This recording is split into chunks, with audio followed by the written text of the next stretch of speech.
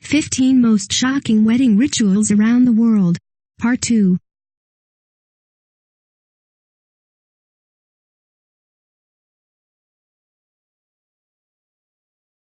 If you are brand new to our channel, we invite you to take a moment to subscribe. Just click on the lit red button as well as the gray bell. Why the bell? Well, it will let you know every time we post a new video. 9. Money Dance, Greece. Anyone who knows anything about Greek culture knows that a Greek party is always full of two things, food and dancing.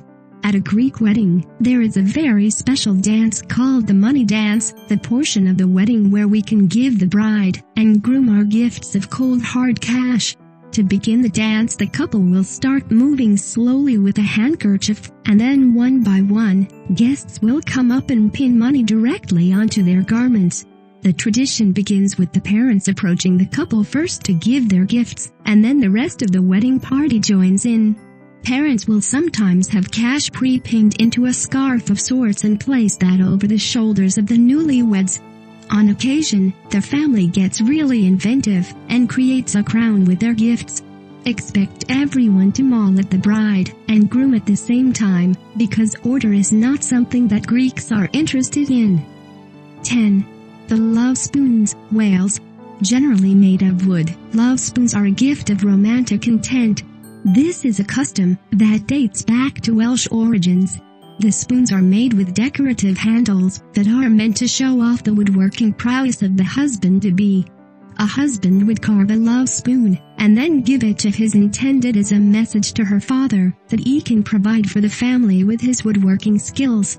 It is also a symbol that he will be able to keep food on the table for his beloved. Some of these historic spoons also came from time at sea. Sailors would spend their long journeys abroad carving love spoons as they thought of their love back home. This is why many of the love spoon handle designs contain anchors. There are other common symbols found in the classic love spoons, and they all have special meanings.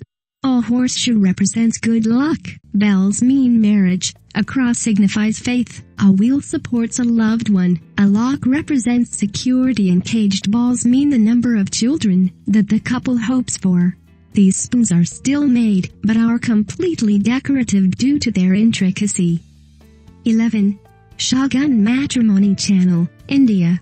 Indian weddings are some of the most beautiful and extravagant events in the world. In fact, the wedding industry in the country reaches to about Rs 250 billion in profit.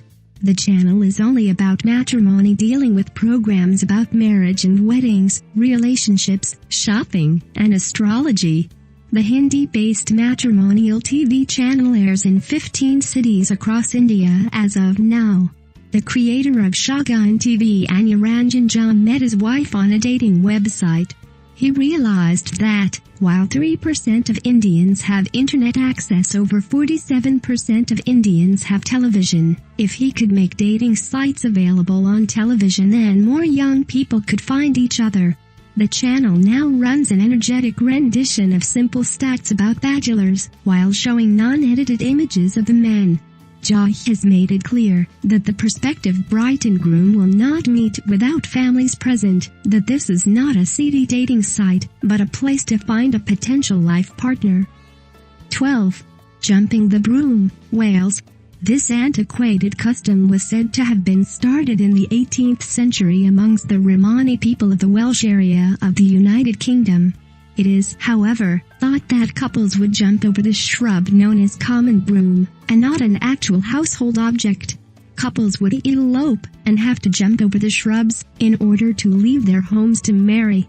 In the 1970s, the novel and mini-series Roots introduced the practice of jumping over an actual broom during a wedding, originating in the 19th century among the African slaves of the antebellum period in American history. Slaves were not allowed to legally wed due to the complications that had for their owners. Jumping the broom became their way of acknowledging a new couple into holy matrimony. There are some wedding traditions in Ghana that involve brooms, but the origination of this custom has not yet been discovered. 13. Wedding dolls, Puerto Rico. This long-standing Puerto Rican wedding tradition is slowly dying in modern culture, but is still found in certain families. In this tradition, a doll is either placed on top of a cake or on the gift table. The doll is said to signify good luck and will have charms placed on or around it somehow. This symbol is usually dressed similarly to the bride and can be anything from a Barbie to a large, handmade doll. These charms serve as thank you gifts or capias for the guests in attendance. Sometimes the charms are just placed on the table around the dolls. Some couples prefer to get a doll with a long, beautiful skirt that has the charms pinned all over it. This is the doll that would be placed on the gift table so that a guest could put their gift down and take their charm with them into the reception. 14. Graveside weddings, Russia. If we know anything about the Russian people, it is that they have mastered the somber tone, and why should the celebrations of their union be any different? Some young Russian couples get married at the tomb of the unknown soldier in Moscow out of respect for their nation. The large red building sits on the closest place that the Germans were able to approach Moscow during the war, and now holds the remains of the unknown soldiers that died during World War II in 1941. At the front of the monument is a 5-pointed star made of labradorite that holds the eternal flame. If a couple does not marry at the site, they will generally lay flowers at the tomb while in their wedding attire for luck in their nuptials. Before planning a ceremony there, be sure to time it right as the changing of the guard happens hourly at the tomb. 15. The Museum of Broken Relationships, Croatia. The museum located in Zagreb, Croatia contains artifacts from failed love affairs and marriages.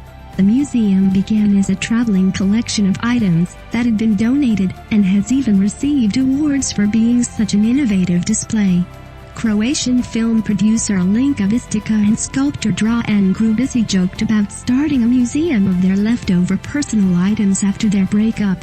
After 3 years, Grubisi contacted his old flame to make the joke into a reality, and eventually their friends began donating items to be put on display. From 2006 to 2010, the collection traveled from Argentina to Germany to South Africa and back again. In this time it was viewed by over 200,000 people. The ex-couple turned business partners eventually invested in a personal space to house the collection.